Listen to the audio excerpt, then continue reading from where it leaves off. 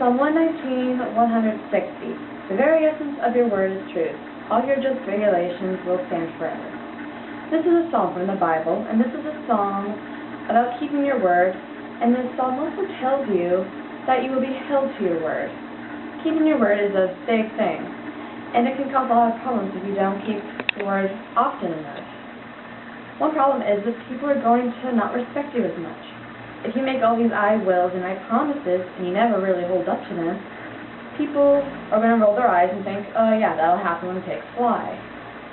Another problem is that the opposite of keeping your word is lying. And if you lie enough, it shows that you lack you kind of lack integrity.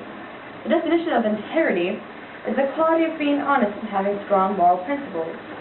If you're not honest and don't show these principles, you aren't showing Christ, which is a big part of our lives as Christians. And there's a lot of reasons for people to not keep their word. One is that they forget. One way to stop forgetting is as soon as you say, I will, put down as many reminders as you can. Let's use a story. Let's say that your friend asks you to bring a book to co-op so that you can borrow it. You say, okay, and now your friend is expecting you to bring it.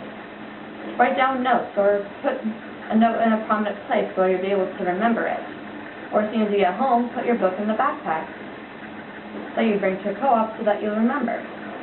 Another problem for keeping your word is underestimating.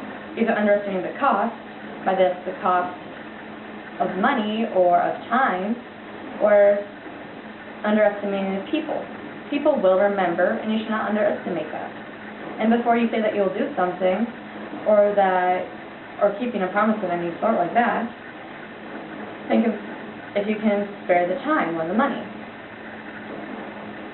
Then there's also just changing your mind. You can't change your mind once you say, I will, because as Psalm 119, 160 says, all your just regulations will stand forever. Your word will stand forever, and you can't just go back on it.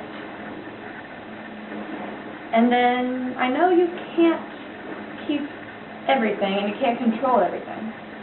And there's going to be certain circumstances that are going to come up, and you can't do whatever you plan to do with somebody.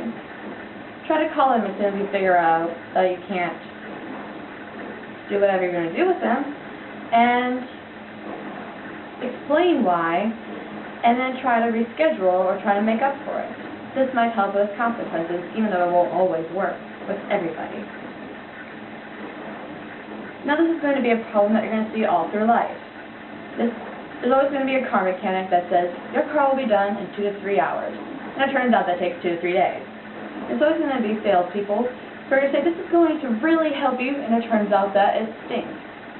And that it does not do its job or any other job at all. Deciding now to take this seriously and to keep your promises, and through that, your commitment to make the world better and more reliable.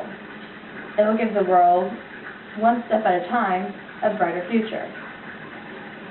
So follow Psalm 119, 160, and keep your commitments and promises. Thank you.